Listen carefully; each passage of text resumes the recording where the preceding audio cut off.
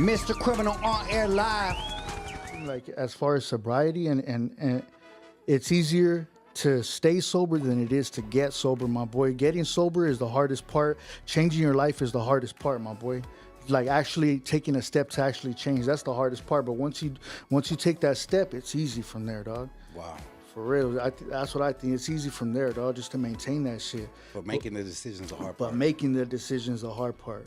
Wow. For sure. I think that was the hardest part for me, because before, like, when I was so lost on drugs and just in these streets, my boy. Like, I hit my first million views. I was living in an abandoned house, bro. You know what I mean? I was living there with my prima and her boyfriend. Dog. We were in a bando, my boy, like homeless fool, you know what I mean? And I hit 1 million views. You know what I mean? I couldn't even really appreciate it, you know what I mean? Because of where I was. And so, like, I don't know, I think, like, all that shit got tainted, you know what I mean? But anyways, like what I was saying, though, like, just that way of living, dog, that way of living, it was just fucked up, dog. And I'm just glad where I'm at right now, my boy. I really am blessed right now, you know? But it took me a long time to get right here. It took me many years even to just make that decision. I was so comfortable not having nothing on the agenda. You know what I mean? It's easier to not worry about paying your rent. You know what I mean?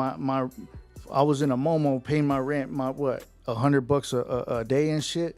You know what I mean? It was easier not to worry about paying my rent like right now, dog. Like, you know what I mean? But this is the good life, though, my boy. Like, the good life is the boring life. I see it like the way I see it. I don't go out. I work, come home, my boy, and just live my life, dog. Go to school, you know what I mean, and just live my life. Do this music shit. And honestly, I feel like I feel really good about that, dog. You know what I mean? Could be a good dad now, dog. You know what I mean? And that's amazing. Before it wasn't like that, though. Being focused, homie. They say yeah. It could be boring, but I think being focused is more important than being out here and taking care of your business. And I want to make a U-turn and go back to something that you mentioned earlier. You saying that you were able to see that whatever you put in your mind and put your thoughts to became your reality. For sure. And that's another level of manifestation. It says in the Bible that what you confess out of the tongue comes to be. Yeah. So a lot of people that are stuck in the struggle are like, man, I ain't never gonna be shit. Man, I'm gonna be stuck right here in the hood forever. I'm gonna die right here. Little do they know how powerful their words are. You know what I'm saying? Some people set themselves a trap because of their mentality or what they keep putting in the world. But if you're like, nah, homie, I'm gonna make a way out of here. I'm gonna make it no matter what. I'm gonna kick this. I'm gonna kick that. I'm gonna smash and I'm gonna represent.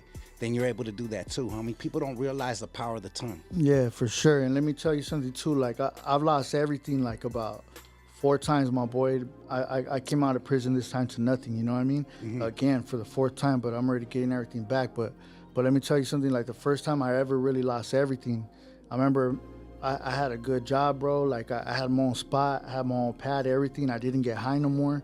I never knew about rehab or none of this shit, though. You know, I just did it on my own just because I got tired of it. But I did only for like 4 years, didn't get high no more. I never cheated. I never fucked around. I never got high, nothing. And I still lost everything, bro. And when I lost everything, I ended up back in the hood. I ended up at the M Motel on Valley and Baldwin in my hood, bro. And I remember being so like down on myself about that shit. Like, how the fuck did this shit happen, my boy? I tried, homie, like, you know. And I remember somebody that I knew right there told me something, and I actually found comfort in it. And it's chafa what he said, though. But he said like this. He said, you know what, my boy? Some people are not meant to make it out the hood. That's why there's motherfuckers that have been on this block for 15, 20 years and they're going to die on that block.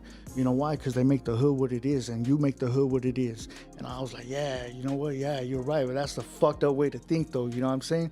But that really is some people's mentality, dog. And that's all they know. And for a minute, I let that be my mentality. But nah, like there's a lot. There's a lot more. You know what I mean? I love the hood. At the end of the day, I still love the hood. I'm always gonna love the hood. I'm always gonna be from the hood. You know? But at the end of the day, like I really like. My main thing, dog, is like, fuck my kids, my boy. Let me tell you something about addiction, dog. Like, addiction and childhood trauma, it goes together just like cigarettes and lung cancer. You know what I'm saying? When people have childhood trauma, a lot of times I don't want my kids to have no trauma, dog. You know what I mean? And that shit really, when I was going to school and I learned that shit really resonated, and that shit kind of scares me, dog. You know what I mean? I really like I really want to be a good dad to my kids, my boy, and they deserve that, dog. You know, something I never had, dog. You know what I mean? Wow.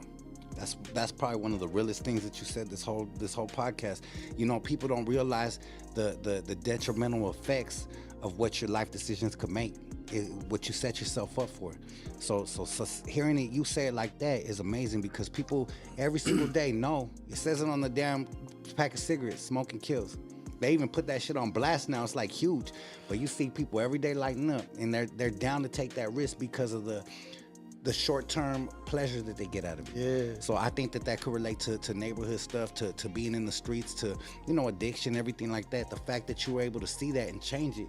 You see that right in your face, and you're like, nah, homie, I'm not gonna be that. I'm gonna change this up. You know what I mean? Yeah, for sure. That's amazing, homie. And going to college also, like, I learned about like a lot of things, my boy. Honestly, going to college was like the best therapy for me, because I learned so much about myself, my boy. I was that addict, dog. Yeah. I was that addict, and not only that, like, I learned about codependency, and there's a trait of codependency where being loyal to something, no matter even if no matter the danger. That's gang life, dog.